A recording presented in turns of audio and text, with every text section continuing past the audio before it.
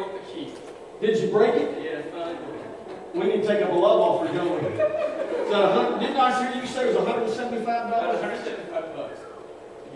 $175. Special business meeting? We thought he was going to break it Wednesday night when he was trying to go through parts, but he didn't. Turn to the book of Revelation, book of last things, chapter 21. We're going to actually read verses 1 through 5. I may have had 1 through 2, I don't know what it says in the bulletin. I started out with 1 through 2, but I'm going to read 1 through 5 in a minute. What a powerful hymn. Both songs were just wonderful. In the last few weeks, we've had a couple of folks visiting with us, and one of them said, I don't understand. Why isn't your building full every Sunday with the singing and the preaching and the ministry you do? You know, I don't know if you know this or not, and maybe you don't because you're a part of this church and you're not, have maybe not been very busy in other churches lately, but we operate like a church twice our size or 3 times our size. We do the things churches do that are 3 times our size. We do the ministry, we do the programming, we do outreach, we do things of that nature. And I'm very proud of you for doing that. You never squawk about giving, you never squawk about preparing food, and if you do, I never hear it. You may squawk to somebody else, but they don't come tell on you. Current church growth statistics nationwide can be a little depressing if you read them. And every week, I am bombarded by articles and statistics from people all over the world. Articles from Christian magazines, from Christianity Today to Baptist Press to a dozen different places. And these articles state, and statistics tell me that the church is becoming less relevant, and attendance, actual members sitting in pews nationwide, are dwindling. Now, this has happened before in history, but maybe not on this numeric scale. Allegedly, there are 2.3 billion Christians in the world today. And we should be encouraged by that, but pastors are becoming older. Only 1 in 7 pastors in the United States is under the age of 40. 1 in 7. That means that millennials are not answering God's call to ministry, and if they do, they will answer it late in life. 65% of churches in America, 65% of churches in America are either plateaued or declining. 34% of those churches are actually growing, but studies say that it's not new growth. They're not reaching new believers. They are mega churches or multi-campus churches sucking people away from small and medium-sized churches because of the bells and whistles that they have that we couldn't possibly afford. And by the way, the smaller to medium-sized church is traditionally where the historic support for missions, evangelism, and even missionaries have come from. They don't come from the mega churches because those are almost denominations unto themselves. Almost. The podcast is on the rise. Young people would rather get their religion in a coffee shop rather than a, quote, boring church service, unquote. The results are that giving is down nationwide to all Christian causes because there's a better than 90% chance that if you're getting your teaching, your biblical teaching through a podcast, you're not giving to support the church that produced that podcast. People say today that they want biblical sermons, biblical relevant sermons, but when they get them, they don't like them because they are not woke enough. And if you don't know what the term woke means, you need to go home and look it up. Now, do we weep? Do we change tactics? Do we do like another church in our community has done, and they have said, you know, we have church the way it used to be. Do we do that? Do we go back? Do we go forward? Do we change? Do we punt and just say, we'll do better on the next possession?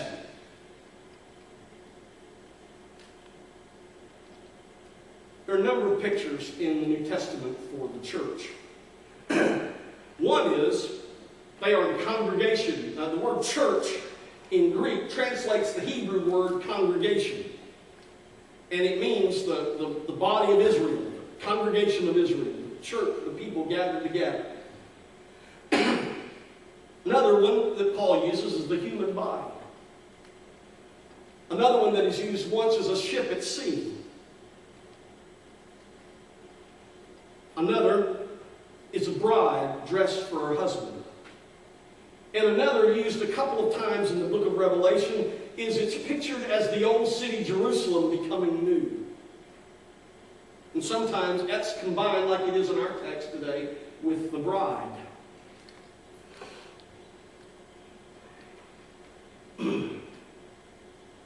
This morning in Nazareth Baptist Church, a small group of 150 choir that was there sang the song that was originally recorded by the Hoppers, not these Hoppers, but another group called the Hoppers.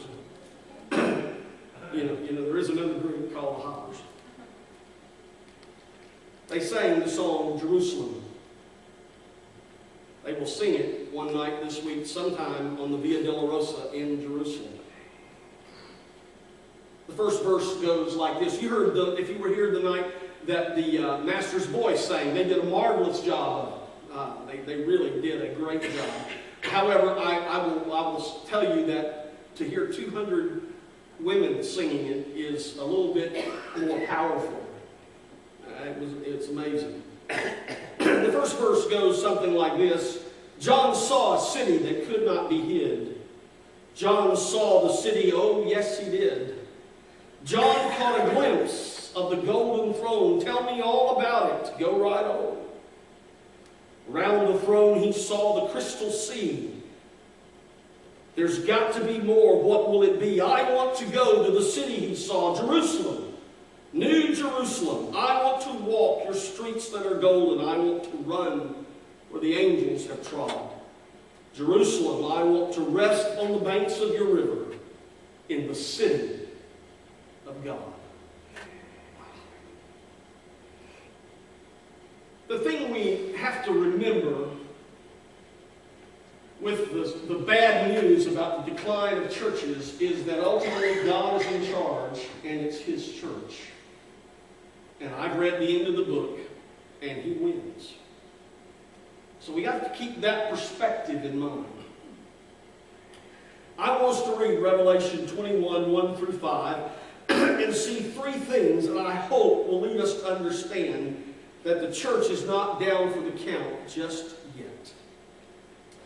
Stand with me in honor of the Word of God as we read from this book of last things. Revelation 21, verses 1 through 5. John is speaking and he says, Then I saw a new heaven and a new earth. For the first heaven and the first earth had passed away, and there was no longer any sea. I saw the holy city, the new Jerusalem, coming down out of heaven from God, prepared as a bride, beautifully dressed for her husband. And I heard a loud voice from the throne saying, Look, God's dwelling place is now among the people, and He will dwell with them. They will be His people, and God Himself will be with them, and He will be their God. He will wipe away every tear from their eyes. There will be no more death, or mourning, or crying, or pain, for the old order of things has passed away. And He who was seated on the throne said, I am making everything new. Then He said, Write this down, for these words are trustworthy and true. You may be seated. Let's talk about Jerusalem for a minute. Parts of the city, old city you would walk in today will not be the city Jesus walked in because it's been destroyed and rebuilt about 4 times since Jesus walked there. Parts of it are the actual city that Jesus walked in. Parts of it It just depends on what part of the old city you're in. And if you're outside the city, then when you go to the Garden of Gethsemane and those places, those are the actual literal places Jesus walked. You will probably step somewhere Jesus and his disciples actually walked. We don't know the exact places and times. It's been debated.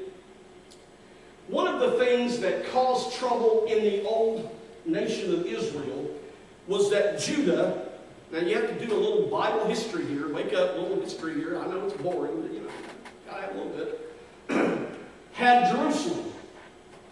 And the northern kingdom, the northern group, the 10 northern tribes did not. And God said, that's the place. Now, you may not like it, but that's the place I'm going to dwell with you. That's the place I'm going to meet with you. God made that the capital of Jerusalem, of Israel, and he gave the city to David, who conquered it, and it's often called the city of David. He told David in that city to purchase a piece of property on the highest spot in the city. And there, to buy that piece of property, and his son Solomon would build the temple, and there God would dwell with his people. And he would be their God, and they would be his people. In that spot, right in the center, and some say on the very spot that Abraham offered Isaac, the Holy of Holies was placed.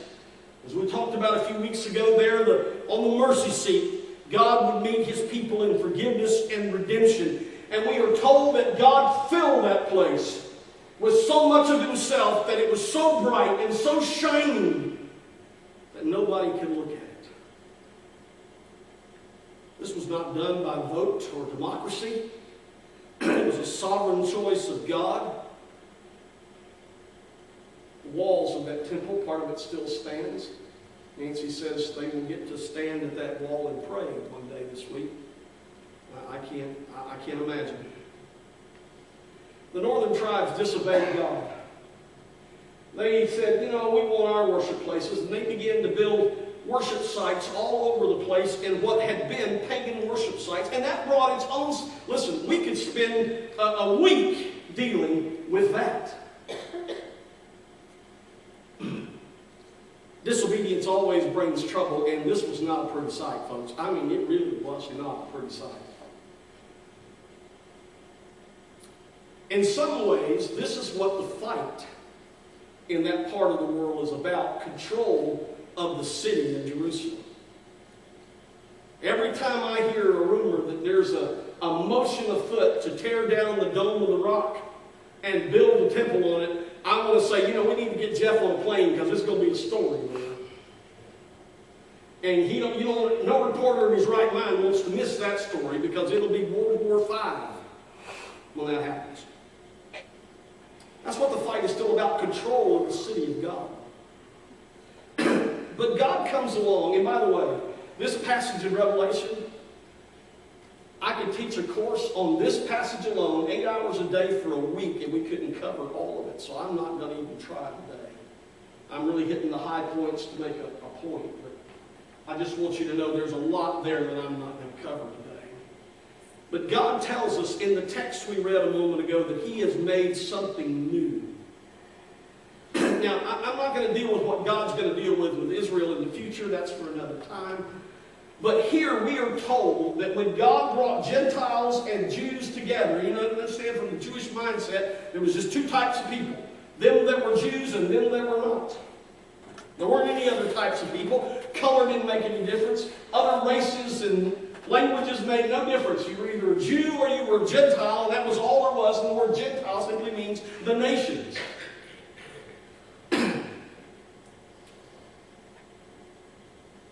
And here, the church is likened to the city of Jerusalem, which is likened to the bride of Christ, adorned for her husband.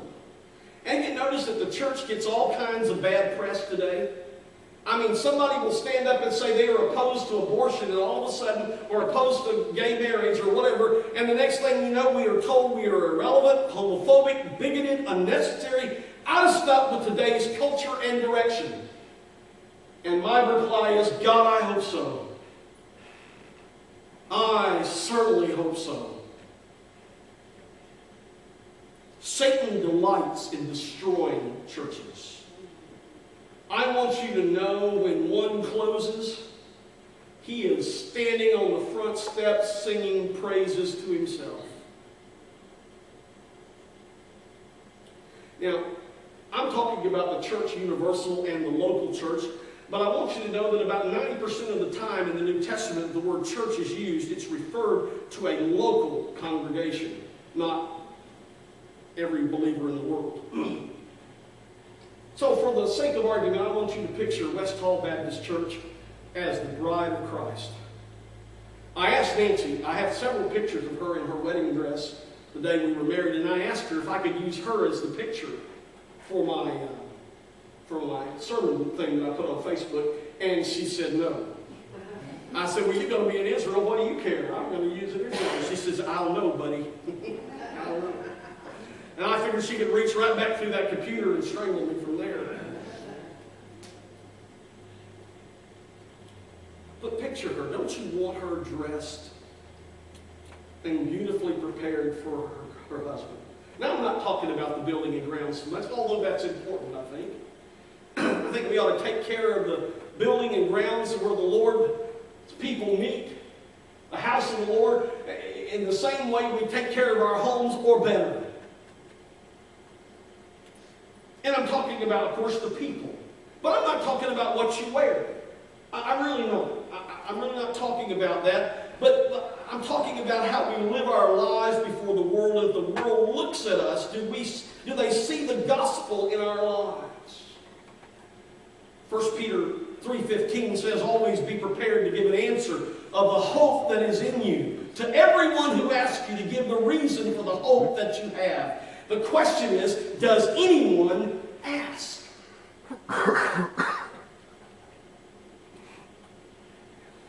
Satan will always do his best to destroy the church, and if you don't think he has in the past, let me give you an example. I get a thing that tells me what happened in church history every day.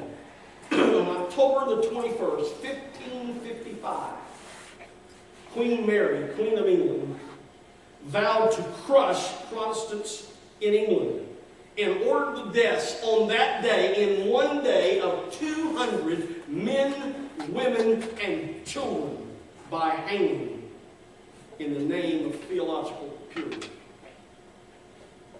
Now, I'm the first one on earth to call for sound doctrine, but that is a matter of the heart, not for the state. And you have to know the old devil was wringing his hands in glee that day as the hangman worked.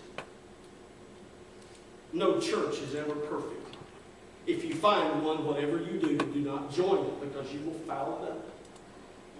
I mean, I know I would. But the church is his bride, and I'm not real certain, but I don't think I would take kindly to anybody maligning my bride. I'm pretty sure the Lord's not happy with us when we malign the Lord's bride.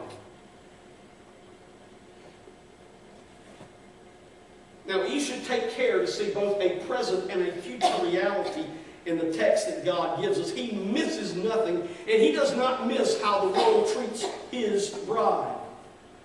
But here's the thing we need to ask each other as members. We really need to ask ourselves this question. If you treated your spouse the way you treat your church, how would your marriage be right now? That's a sobering question, isn't it? You treated your church the way you treat your bride the way you treat your church, how would your marriage be? God doesn't miss how the world treats his church, not one bit. And by the time this text is written, the future reality comes to pass. Judgment will have been meted out on those who mistreated the people of God. And make no mistake, you see people all the day that just make fortunes being evil, and they seem to get away with it. Make no mistake, God's got a book. And he forgets nothing. And the day is coming when they wish they'd have had judgment here, because when they get it there, it's going to be a lot worse. But God in this place gives us a glimpse of heaven, a glimpse of how it will be with his bride. But for now, we are part of the bride here, and all we need to do is to be careful how we represent our Savior in the world that is so lost and so much in need. Second thing I want us to see here is that in this future place, God says the old is gone and the new has come. That's called the prophetic future. John is standing there 2,000 years ago looking into heaven, and he sees something that will happen. He knows it's not happening right that moment, but he writes it down as if it has already occurred. It's called the prophetic future, and it means it is certain. Make no mistake, the new is coming, but for now the old remains, and the old can be dirty and gritty and ugly and evil. Sin can be everywhere. The poor, the downtrodden, and the aimless will be there always until Jesus returns. But what replaces it in that day will be brand new and shiny and clean, and sin and evil will be a thing of the past. Listen, when I went to New York City back in the 80s, pre-Giuliani, and a friend of mine and I walked around Times Square at night. I was not happy. We got a hamburger, and I said, let's go back to the car. And I had to pay a small fortune just to park that car in Manhattan. And I thought to myself, all I wanted was to borrow that space for a little while. I did not intend to purchase it. Fortunately, it was guarded by somebody who looked like he was a mafia hitman. I don't know, but maybe he was. But years later, I was back there with my family, and my daughter and I went to Times Square about the same time of day, and I mean to tell you, it was the difference between night and day. There was cops standing around, but nobody. I mean, the dirty places were gone, the hookers were not there, the drug dealers were gone, the gentlemen's clubs were gone. We walked for blocks looking for a Wendy's, and finally we just stopped two cops who didn't have anything to do and asked them where the Wendy's was. My daughter wanted a Wendy's hamburger. And we never at any moment felt like we were in danger, but I'm telling you, 10 years before, I'd have felt like I needed to carry be like the Israeli Defense Force and carry my M16 with me while I was down there. God says it's going to be that different when the new comes. Notice he says there will be no more sea. In apocalyptic literature, sea always is a term of separation. You can see how that's a good picture of separation. And God says that will no longer be there. We will be together as we're right there together. And God will take away every tear for those of us who have buried children. The pain will be gone. For those who have lost heart, it will be returned. For those who have lived with pain, it will be gone away. It will be no more because the old order of things will be gone and the new has come. And that day is coming because of the blood of Christ. But it is not here yet. The problem we have today is that the church has become consumers. There's a couple of places, conservative places, I read news articles and op-ed pieces, and one of them has a Christian that's been writing, and part of his op-ed has been about his family's search for a new church. They have moved to a new city, and they are searching for a church home. And honestly, I've been tempted to write him back and ask him, because he keeps talking about, well, they visited this church, and it was a mega church, and they had this and this and this for the kids, and this and this and this for adults. And they had this, and they did that, but they da-da-da-da-da-da-da, and he felt like he was a number. And then they visited this church, and he went through all the bells and whistles they had. And I stopped, I wanted to write him and ask him, have you paused for a minute to ask God where he wants you to go? Have you done that? I said, the guy seems like a very fine Christian man. His family seems like and I'm just wondering if there's not some church out there that needs them. We have become consumer-oriented when we see the church and we shop for a church like we would shop for a car. When I go to buy a car, there's certain things on it I want. It's got to have cruise control. No cruise control is a non-starter for me. I've got too heavy a foot and I don't want a ticket. I like cruise control. I got a few other things that I got to have, but I don't go shopping for a church that way. Listen, if you go to church to have your needs met, you're going for the wrong reason. Let me tell you about needs meet. 3 times in my adult life, I've had to go looking for a church. One of them was this one, and I found it and I joined it. Before I was ever the pastor, I was nothing. I was a nobody. And my wife made that decision, and she said, boy, I like those people. They love their pastor, and he loves them, and I like that. But let me tell you, one of the hardest things for a preacher to do is to join a church and keep his mouth shut. Benny, when you fly in an airplane, wouldn't you rather be in the cockpit than sitting back in the back? Oh, yeah. Yeah. I don't know of a pilot in the world that doesn't want to be up front. Why? Because they feel like they can do a better job of taking that plane off and putting it down than anybody else could. Back when I was first moving to Hawaii back in the early 80s, they had American Airlines had a thing you could watch and listen to the pilots talk to air traffic control. And you could watch it as the plane took off. You could hear him. The pilot would say to the controller, he would say, American Airlines 157 Heavy on runway 2 left, ready for takeoff. You hear the controller talk back, and you hear him say, hold there, 157 Heavy, wait. And you'd see somebody, you could see another plane take off on one of the other runways right in front of him. And he'd wait a minute, and nobody else is doing this for you. Nobody else knows what's happening. And all of a sudden you begin to hear the engines power up, and you hear the controller say, American Airlines 157 Heavy, you are cleared for takeoff. On runway 2 left, climb 10,000 feet and notify air traffic control.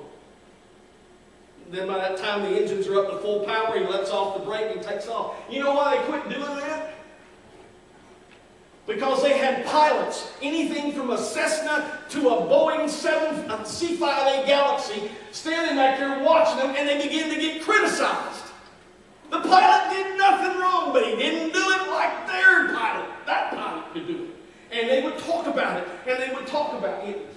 Listen, it is hard for a pastor to join a church, keep his mouth shut, and get his needs met. Why?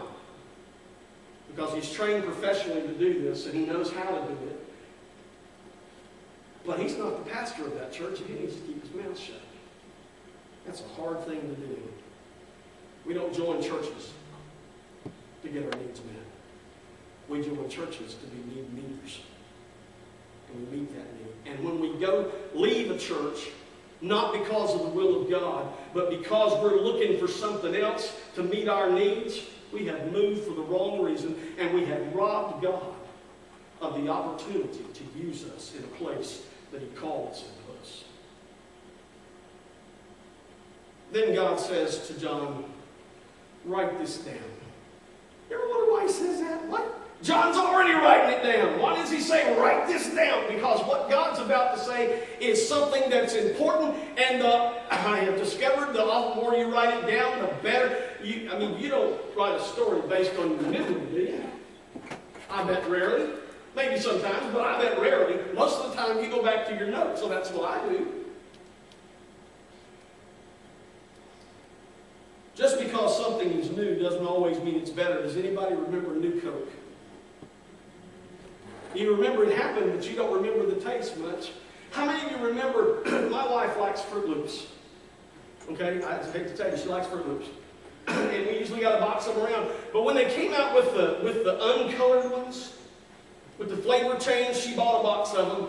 And she ate them all one night. She gets hungry about 10, 11 o'clock at night. So we got her bowl of cereal. And she comes back and she took a bite and she, taste this.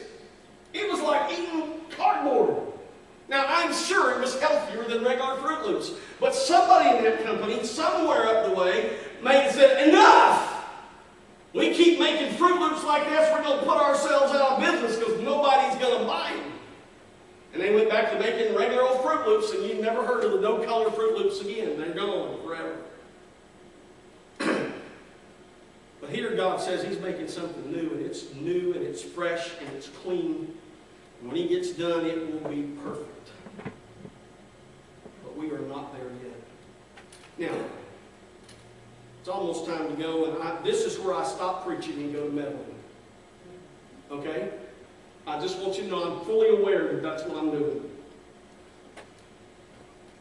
I am really tired of hearing people today complain about the nature of our country. That we're going to hell in a handbasket. Because nobody has any morals anymore, and nobody has any scruples, and nobody does anything honestly anymore. I've dealt with this before, but we need a fresh look. The overwhelming consumerist mentality in our nation has spilled over and saturated the thinking of Christians through the church in the United States. More and more believers approach the concept of finding and remaining in a church the same way we've been able shopping for the latest technological gizmo. And the average church member attends twice a month. The average. Twice a month. Now that means a bunch of us are here all the time. Some of us are never here. And the average falls out to 2 times a month. What kind of organization can you build?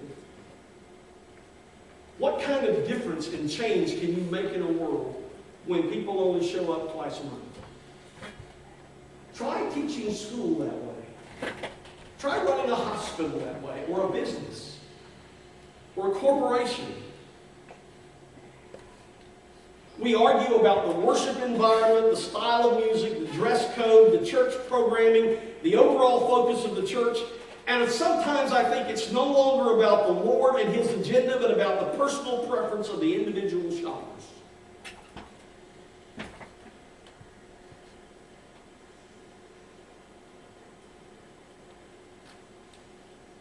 When I was growing up, I cannot remember a week that we didn't make church at least 3 times a week. Sometimes 4 and 5. Because if the church was operating, my mama thought we ought to be there.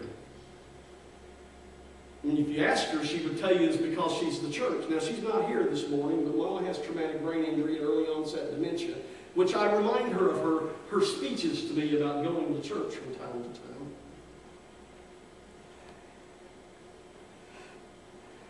And yet, we argue about how bad the community is and how bad the world is, and the solution is for the church to stand up and say, enough!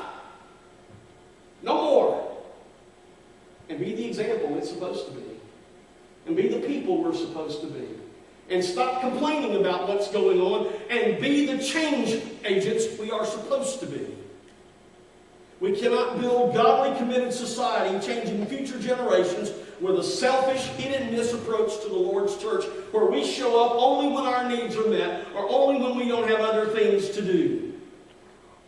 The key to the restoration of our culture is not the economy, not the healthcare system, not who's in the White House. It's not education, but it is the tone and the temperature of the nation's spirituality that will make the difference.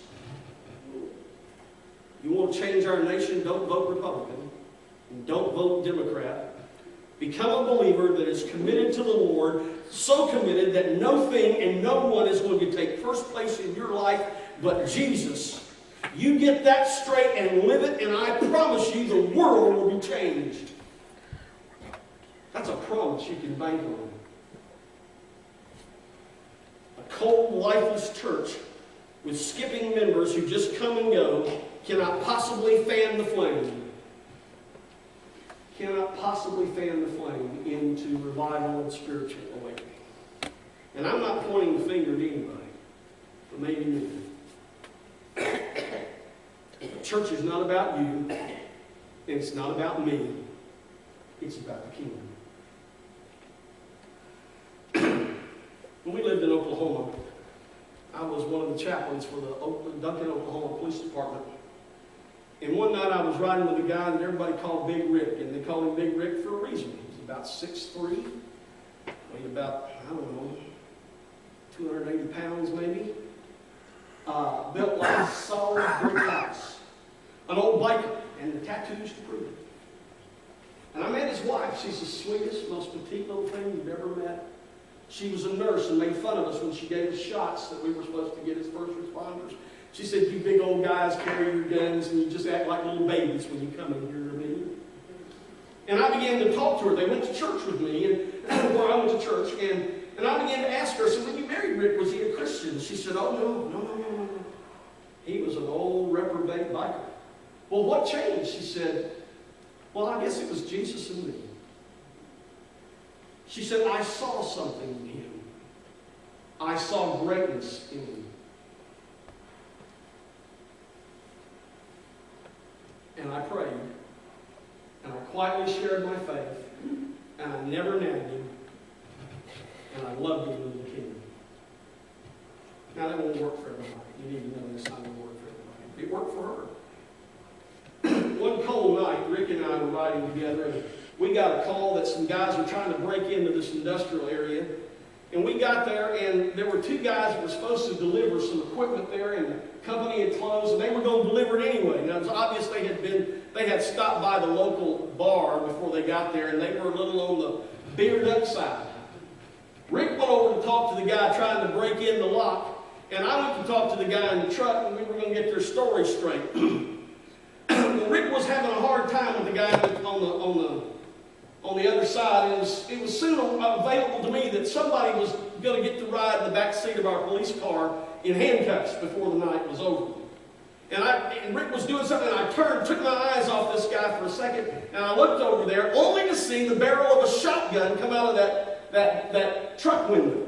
I yelled, gun, grabbed the barrel of the shotgun, pointed it down, and jerked it out of the guy's hand, then drew my weapon and got him out of the truck. And the next thing I knew, the other guy tried to tackle Rick, which was a big mistake.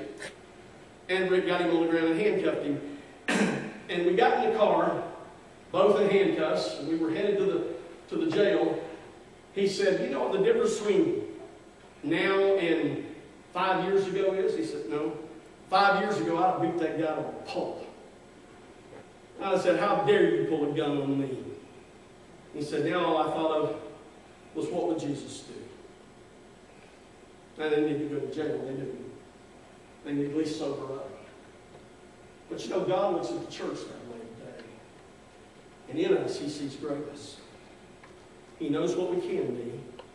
He knows what He paid to save us. And He knows what He paid to do for us and call us to be His church in His place. And I have no idea what God is going to do in the days to come. Neither did the people who planted this church here 35 years ago. They had no idea what God would do. But He did. And we can be the church, beautifully adorned for her husband, ready to serve Him and to be with Him. The choice is up to us. You think about that long.